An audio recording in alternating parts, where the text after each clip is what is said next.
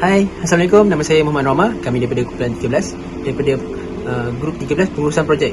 Iaitu pada kali ini kami akan membentangkan sebuah projek di mana kami cari usahawan-usahawan muda daripada Bumi Putra ingin mengeksploitasi pasaran-pasaran yang ada pada masa kini untuk menjadi usahawan.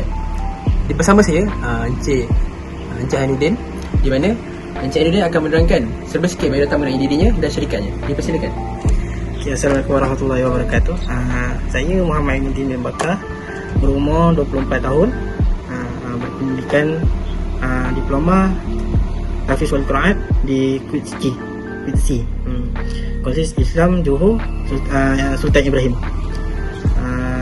Saya adalah owner kepada Fish Lake Farm, iaitu syarikat penternakan ikan keli.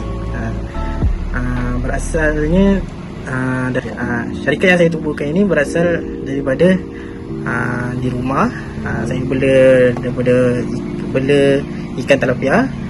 Lepas tu saya cuba explore lagi tentang ikan haruan dan ikan puyuh, dan banyak lagi ikan yang saya explore. Maritim pun ada. Lepas tu sampailah sekarang ni, start saya bela tu tahun 2019, 4 tahun yang lalu. Lepas tu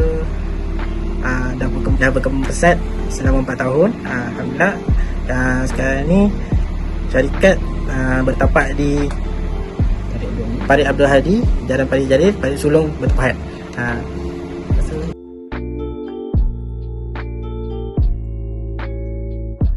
Okey, seterusnya kita akan menanyakan kepada Encik Hainuddin bagaimana Encik Hainuddin menjalankan strategi perniagaannya dan bagaimana mengembangkan syarikatnya melalui perniagaan. Dipersilakan.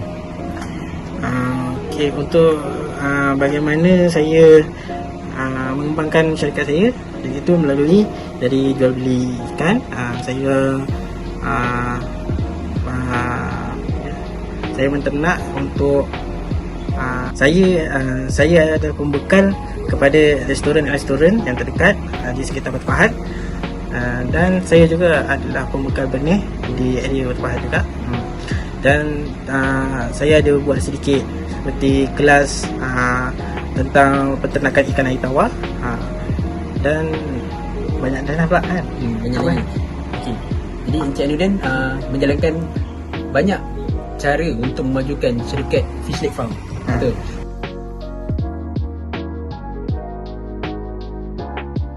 Okay, jadi seterusnya di dalam saban tahun menjalankan perniagaan Fish Lake Farm, mesti terdapat banyak permasalahan yang perlu dirungkai untuk meneruskan lagi projek Fish Lake Farm Legacy ni.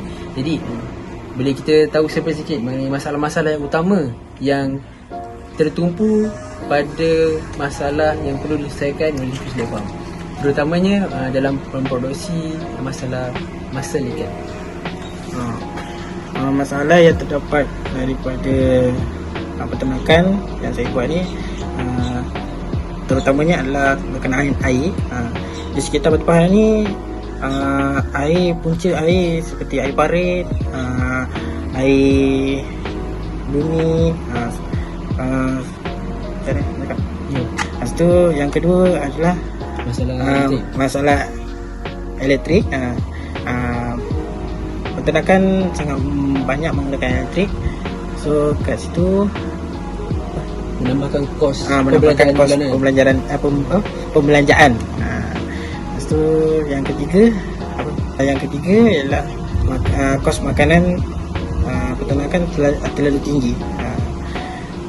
Itulah antara permasalahan yang ada ketika menternak. Okey, baik. Jadi Encik Hainuddin telah menyampaikan beberapa masalah yang perlu kita dititik beratkan dalam perusahaan projek ini. Jadi sepanjang perusahaan projek ini kami akan memperincikan dan mencuba untuk memberikan penyelesaian kepada Encik Hainuddin mengenai permasalahan. Jika tiada yang sesuai, tapi kami bergembira untuk memberikan sumbangan idea dan sumbang saran kepada Encik Hainuddin dalam menyelesaikan masalah-masalah yang ada di Fish Lake Farm, terutama dalam tadi masalah air, masalah elektrik, iaitu daripada segi kos dan juga makanan pun daripada segi kos. Jadi jika kami dapat memberikan sumbang saran dan idea dalam menyelesaikan masalah tersebut, maka pada pendapat kami berjayalah dalam pengurusan projek ini. Jadi tambahan, pada masa akan datang, adakah Encik Ainudin ingin mengimplementasikan Internet of Things di era industri IR 4.0 ini pada masa akan datang? Saya memerlukan sistem IoT pada kolam peternakan saya, sebab itu adalah salah satu penyumbatan kos dari segi bagi makan, untuk sumber air dan elektrik tadi. Kalau ada sistem IoT ni, maka segala pekerjaan di peternakan akan lebih mudah.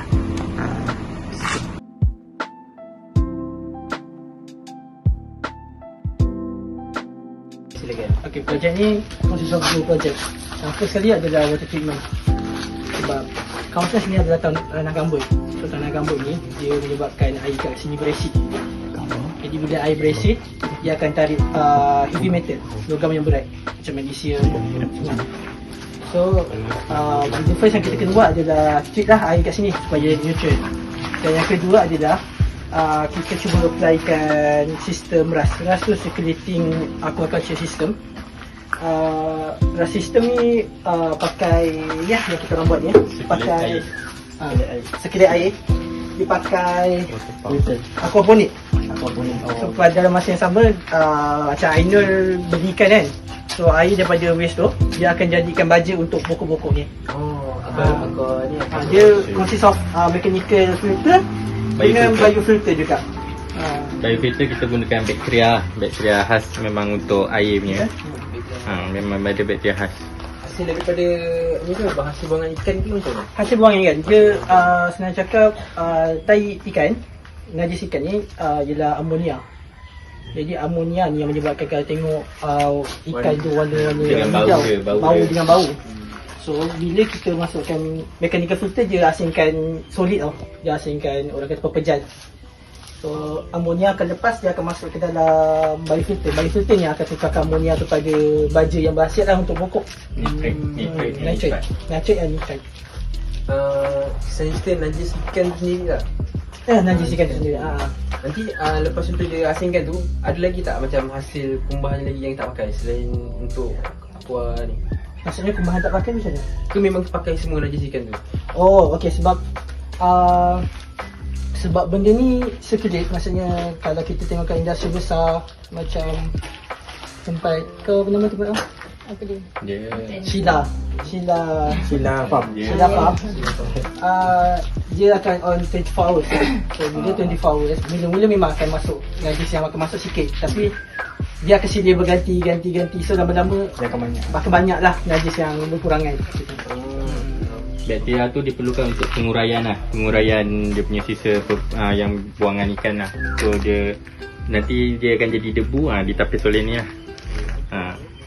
Jadi kat situ bukan setakat bersihkan air, tapi dapat hasil untuk untuk tumbuhan, untuk macam kita orang tanam bakcoy, tapi boleh je sawi, salad macam tu. Kemudian air tu kiranya air tu boleh pakai balik untuk ikan juga. Air tu sepatutnya boleh pakai balik untuk ikan. Kira time tu pH macam mana? Keadaan pH tu ke memang okey je?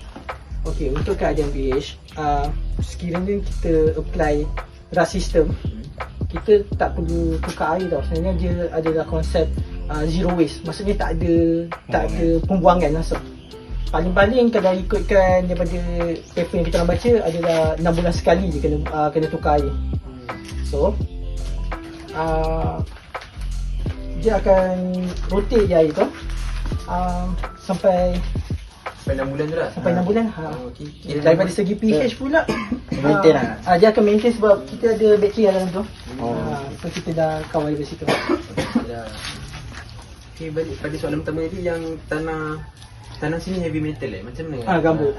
Kalau macam tadi dah cover untuk ras sistem. Yang pertama tadi yang tanah gambut ada attract heavy metal masuk dalam air kan. GDP embrace macam mana nak filter air tu? Kalau macam Nak jadikan neutral ke apa maksud dia? untuk ikan lah. Kita kat sini yang sekarang kita guna kajian kita guna fly ash. Fly ash. Mana debu daripada pembuangan pump oil pump punya kilang. Kilang sawit, kita ambil dia punya debu pembakaran dia. Kita akan gunakan untuk treatment water. Debu tu kena ke air lah, filter lah. Dia akan laluan air lah. Campurkan dengan span tu. Yang air kalau ada span dalam ni nanti tak ada. Kiranya nanti kita kena tukar lah dia punya span tu. Span tak perlu ni fly ash tu. Kita akan bila dia dah ni kita akan tambah ataupun buang tu tambah baru lah. Buang yang lama tu baru. Jadi saya jelas kot sampai sini. Terima kasih Cik Anil, terima kasih Cik Ahmad. Terima kasih sudi berulang bersama kami yang dah bertepah ada. Okey, itu saja. Terima kasih.